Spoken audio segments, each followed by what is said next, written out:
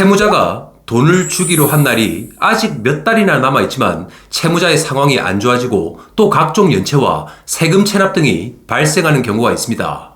거기에 더해 채무자를 상대로 다른 채권자들의 압류 및 집행 등 법적 절차가 진행될 상황에 놓였다면 과연 어떻게 해야 될까요? 그냥 이렇게 바보같이 변제 날짜까지 넋놓고 기다리고만 있다가 결국 돈을 떼이고 말아야 되는 것일까요?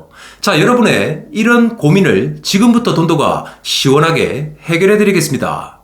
고려해도 안 될 때는 이성훈TV 선불 없는 무료 의뢰 이성훈TV. 안녕하십니까. 돈을 받게 도와주는 돈도의 이성훈입니다. 채무자가 입금을 하기로 한 약속날이 막상 다가오면 채권자분들은 오히려 더 긴장을 하게 됩니다. 정말 채무자가 이번에는 입금을 할지 아니면 또 무슨 핑계를 대면서 약속을 미루는 것은 아닐지 하면서 걱정도 되고 또 불안하기도 하죠. 자, 그런데 어떤 경우 채무자가 변제를 하기로 한 시점이 아직 한참 남아 있는데 들리는 소문에 의하면 채무자에게 각종 연체가 발생해서 신용불량자가 됐다. 그리고 남은 재산을 전부 처분하고 어디론가 떠나려고 한다는 얘기를 들으면 채권자 입장에서는 밤잠을 설칠 수밖에 없을 것입니다.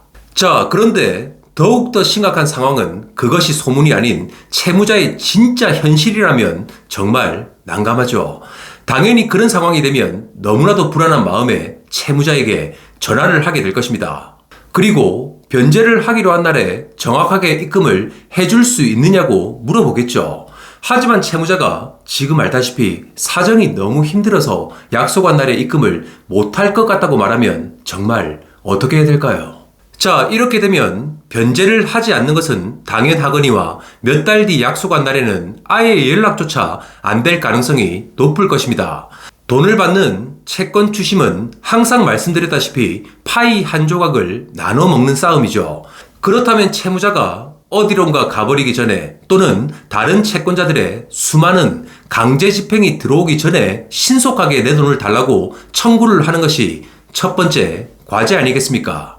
자, 하지만 불행히도 채무자가 작성한 차용 증서나 또는 구두상으로 변제를 하기로 한 날짜가 아직 많이 남아 있다면 과연 어떻게 해야 될까요? 그런 약정이나 변제 기한을 무시하고 지금 당장 돈을 달라고 법원에 지급 명령 신청 등 법적 절차를 진행할 수 있을까요? 자, 하지만 안타깝게도 법적으로 그렇게 하지는 못한다는 것입니다. 법원 사법보좌관 실무 편람을 보게 되면 청구 금액이 많고 적음을 불문하고 현재 이행기가 도래하여 즉시 그 지급을 구할 수 있는 것만 신청할 수 있다고 되어 있습니다. 쉽게 말씀을 드리면 채무자가 언제까지 돈을 주겠다고 약속을 했거나 또는 차용 증서 등의 변제 기한이 명시가 되어 있으면 그 날짜 전에는 법적으로 청구 및 신청을 하지 못한다는 것이죠. 법에 있는 내용만 본다면 정말 이러지도 저러지도 못하는 참 답답한 상황이죠. 아니, 그럼 바보같이 변제 날짜까지 기다렸다가 채무자가 아무것도 없는 속된 말로 개털된 상태에서 소송을 진행해본들 종이 쪼가리 같은 판결문만 받게 되는 것 아니겠습니까?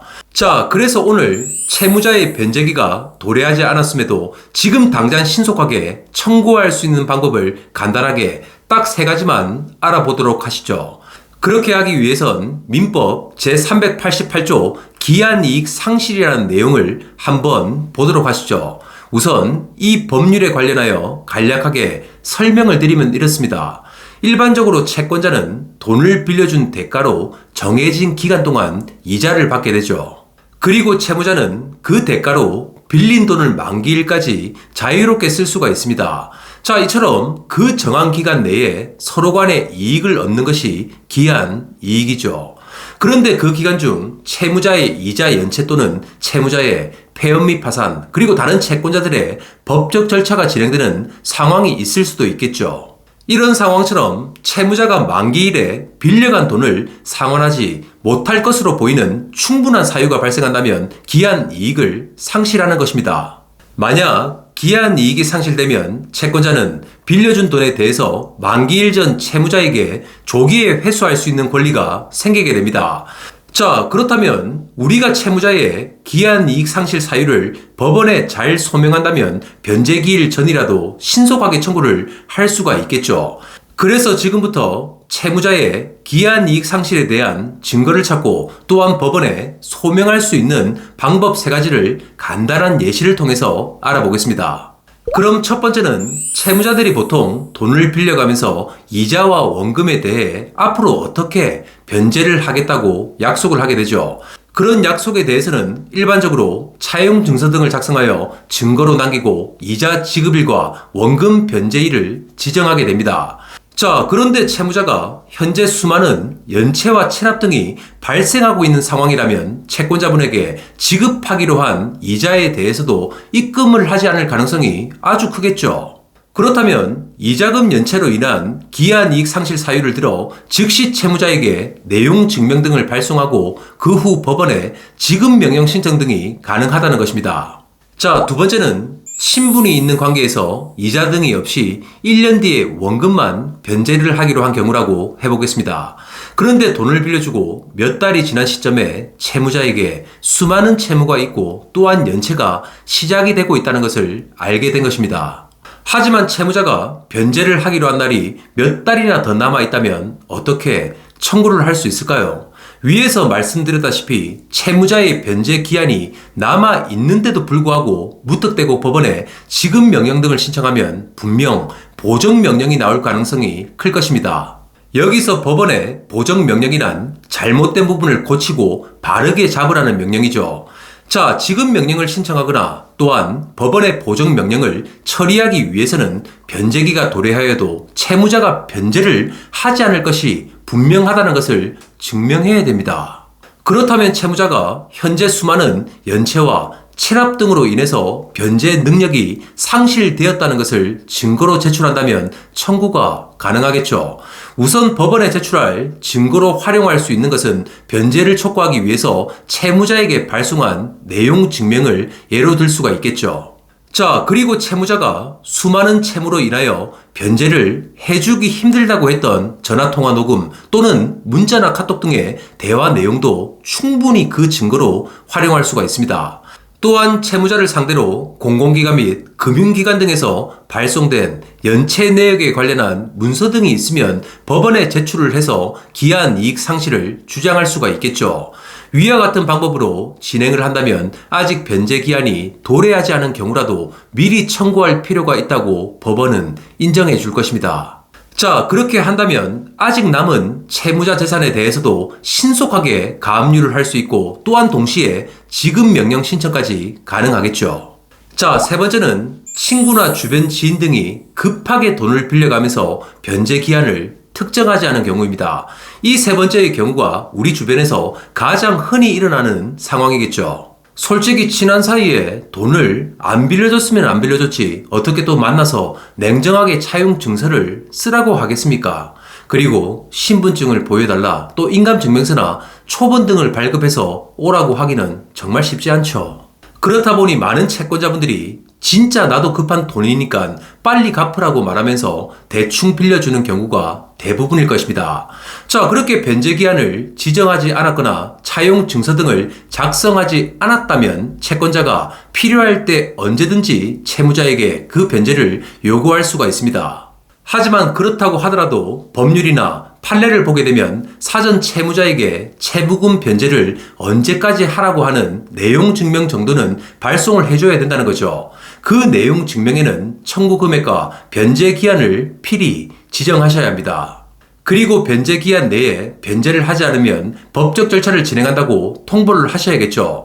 자, 그런데 만약 내용 증명이 송달이 되지 않는 상황이라면 채무자에게 전화를 해서 녹음을 하거나 또는 문자나 카톡 등으로 변제를 촉구하면서 그 내용을 캡처하고 증거로 모아두십시오.